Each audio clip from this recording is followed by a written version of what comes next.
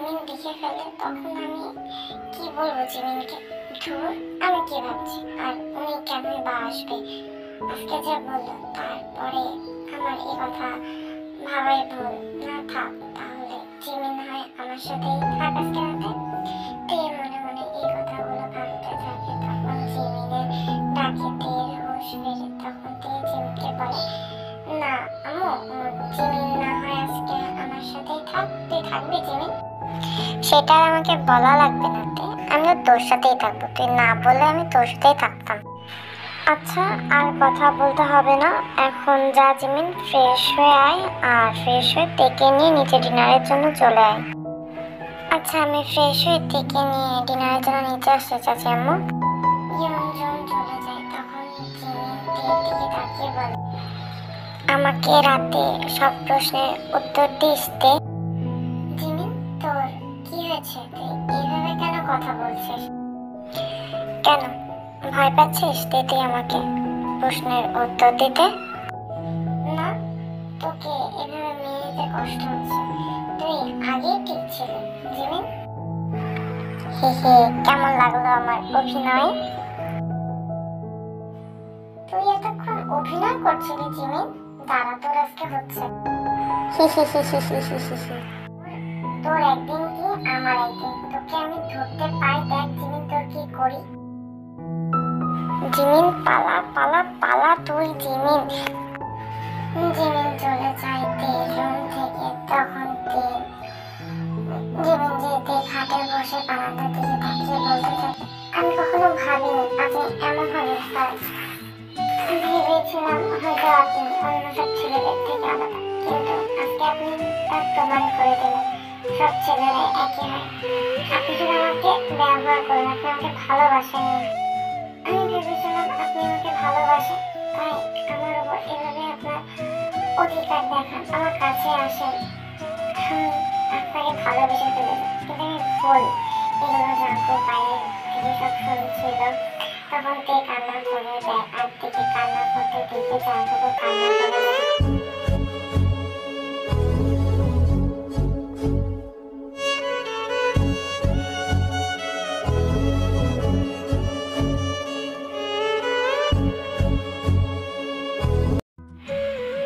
তখন জানকো বলে, প্লিজ তে, আমাকে ভুল বোঝো না।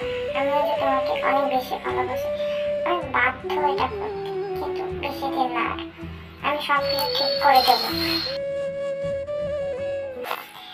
রাতে জিমিন আর তে ডিনার শেষে তের রুমে শুয়েছিল। তখন হঠাৎ জিমিন থেকে বলে, তে তুই আর স্যার কি একে অপরকে ভালোবাসিস? জিমিনের কথা শুনে তে জিমিনের দিকে তাকিয়ে বলে, কি বলছিস জিমিন তুই এসব?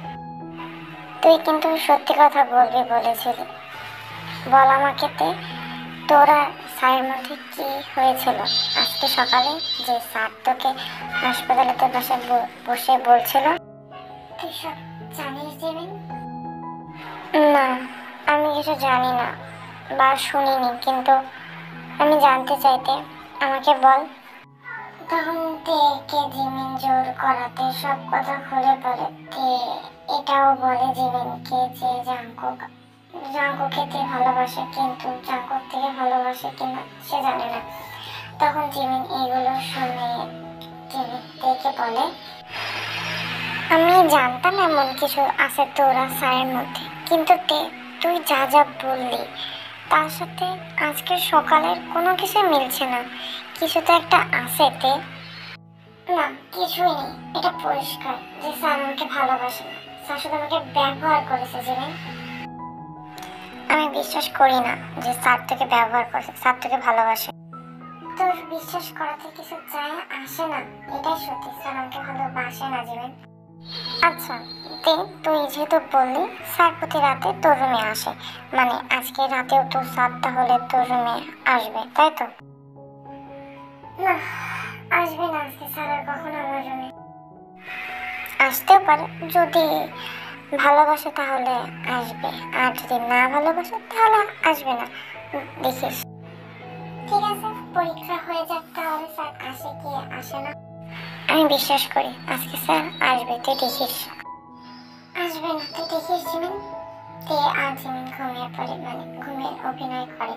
ঘুমের অভিনয় করতে যে ওরা দুজন তখন ঘুমিয়ে যায় সত্যি সত্যি। তখন জাঙ্কুক বারান্দার সোফা থেকে উঠে ঘুমন্ত তীর দিকে এসে দেখে বলে, তুমি চিন্তা করো না জান, আর কিছুদিন তারপর আমি তোমাকে নিজের কাছে নিয়ে আসবো। আর আমি তোমাকে কতটা ভালোবাসি তখন তুমি জানতে পারবে। তোমাকে বুঝিয়ে দেবো আমি তোমাকে কতটা ভালোবাসি আর আমি কেন এগুলো করছি তুমি একদিন জানতে পারবে। এটা বলে জাঙ্কুক সেখান থেকে চলে যায়। আর জাঙ্কুক চলে যেতে জিমিন উঠে বসে। জিমিন জাঙ্কুককে যেতে দেখে জিমিন উঠে বসে বলতে থাকে, কিং, আমি জানি আপনি কেন প্রিন্সেসের সাথে এমন করছেন। চিন্তা করেন না, আমি যেমন আগে প্রিন্সেসকে দেখে রাখতাম ঠিক তেমনই এখনো দেখে রাখবো। আর এবার কোনো ক্ষতি হতে দেব না আমি আপনার প্রিন্সকে। কিং, জিমিন এই কথাগুলো জাঙ্কুকের উদ্দেশ্য করে বলে। তারপর জিমিন তীর দিকে তাকিয়ে থেকে বলতে থাকে, আমি তোকে বলেছিলাম না তে, জাঙ্কুক তোকে ভালোবাসে। হ্যাঁ, জাঙ্কুক তোকে ভালোবাসে, নিজের থেকেও বেশি ভালোবাসে। সময় হলে তুইও বুঝে যাবে সে তোকে কতটা ভালোবাসে। শুধু সময়ের অপেক্ষা, আর সেই সময় অনেক দ্রুতই আসবে, চিন্তা করিস না তে। পরের দিন সকালে তে লিসা জিমিনের সাথে কলেজে যাওয়ার জন্য রওনা দিতে গেলে ইয়নজুন মানা করে তেকে কলেজে যেতে। তখন তে ইয়নজুনকে বলে, আম্মু আমি একদম ঠিক আছি, আমি কলেজে যাই না প্লিজ। আমি না বলছি তোকে কলেজে যেতে, মানে তুই কলেজে যাবি না। আর একটা কথা বলবি না তুই তে। চাচি, আমি লিসা ন্যান্সি আপু তো আছি, আমরা তেকে দেখে রাখবো, তে যাক না আমাদের সাথে। আমি কি ছোট বাচ্চা নাকি যে তোরা আমাকে দেখে রাখবি জিমিন? তোর যাওয়া লাগবে না তে। আচ্ছা আচ্ছা, আমি জিমিন লিসা ন্যান্সি আপুর সাথে থাকবো, তুমি আমি যাই প্লিজ। ওদের সাথেই থাকবি, ওদের সাথে যাচ্ছিস আর ওদের সাথেই আসবি তুই। আচ্ছা ঠিক আছে, তাহলে আমি যাই। তে জিমিনদের সাথে বের হয়ে যায়। যেতে যেতে জিমিনকে তে বলে, আমি ছোট বাচ্চা নাকি যে তোরা আমাকে দেখে রাখবি জিমিন? তুই আমাকে এই কথা বললি? বাদ দে, এই কথা না বলে তোরে যেতে দিত না চাচি, তাই তো এই কথা বললাম। জিমিন লিসা তে ওরা কলেজে চলে আসে। তে কলেজে এসে জাঙ্কুকের কেবিনে আর যায় না, ক্লাসে চলে যায়। প্রথম দুটো ক্লাস শেষ হয়ে যায়। জাঙ্কুকের ক্লাস নিতে আসলে তে জাঙ্কুকের দিকে একবারও তাকায় না, কিন্তু জাঙ্কুক তের দিকে ক্লাস নিতে নিতে ফাঁকে ফাঁকে তের দিকে তাকায়। আর এই তাকানো জিমিন আর লিসা খেয়াল করে। জাঙ্কুক তের দিকে ক্লাস শেষে হাঁ করে তাকিয়ে থাকে, কিন্তু তে জাঙ্কুকের দিকে একবারও তাকায় না। জাঙ্কুক ক্লাস থেকে বের হয়ে যেতে লিসা জিমিনকে বলে, জিমিন কি হলো, স্যার তের দিকে এভাবে তাকাইছিল কেন পুরো ক্লাসে? চুপ কর, বেশি কথা বলিস না, তে শুনলে তোর খবর আছে। জিমিনের কথা শুনে লিসা চুপ করে যায় আর কোনো কথা বলে না। এভাবে দেখতে দেখতে বাকি ক্লাসগুলো না শেষ হয়ে যায়। ক্লাস শেষে জিমিন লিসা তে চলে যাওয়ার সময় জাঙ্কুক তেকে ডাক দিয়ে বলে, তে তুমি আমার কেবিনে আসো, তোমার সাথে আমার দরকার আছে। জাঙ্কুক চলে যায়। তেও জাঙ্কুকের পিছন পিছন জাঙ্কুকের কেবিনে যেয়ে বলে, স্যার আপনি আমাকে ডেকেছিলেন, কি বলবেন বলেন। তোমার শরীর, মানে তোমার শরীর এখন কেমন আছে? জি স্যার, আমি ভালো আছি।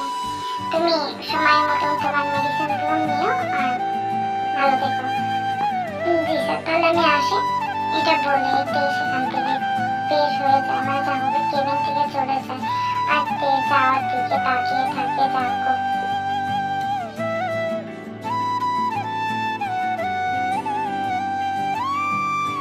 এভাবে দেখতে দেখতে আরো 6 দিন হয়ে যায়। এই 6 দিনে জাঙ্কুক আর তের মধ্যে কোনো কিছু স্বাভাবিক, মানে আগের মতো হয়নি। প্রতি রাতেই জাঙ্কুক তের বাড়ি যায় দেখতে দেখতে, কিন্তু তে জানতে পারে না, তে ঘুমিয়ে থাকে। জাঙ্কুক আজও তের বাসায় যাওয়ার জন্য বের হতেই জাঙ্কুক দেখে জিমিনকে জাঙ্কুকের ড্যাডির সাথে দাঁড়িয়ে থাকতে। জিমিনকে এভাবে আয়নের সাথে দাঁড়িয়ে থাকতে দেখে জাঙ্কুক অবাক হয়ে যায়। জাঙ্কুককে দেখে জিমিন কাছে এগিয়ে এসে জাঙ্কুককে বলে, কিং